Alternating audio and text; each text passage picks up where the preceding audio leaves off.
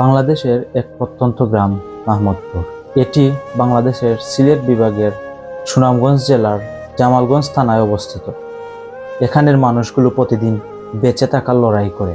আধুনিকতার ছোঁয়া এখানে কম, কিন্তু মানুষের মন অনেক বড়। আজ রমজানের পবিত্রতা ছড়িয়ে পড়েছে এই গ্রামেও। মাহমুদপুরের হতদরিদ্র মানুষের জন্য আয়োজন করা হয়েছে এক মহৎ ইফতার মাহফিল।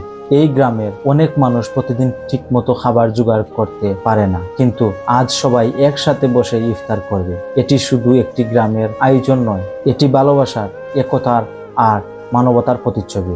এই আয়োজন সম্ভব হয়েছে কিছু মহৎ হৃদয়ের মানুষের কারণে, যারা হয়তো এই গ্রামের বাসিন্দা নন, কিন্তু এখানকার মানুষের কষ্টকে অনুভব করেছেন।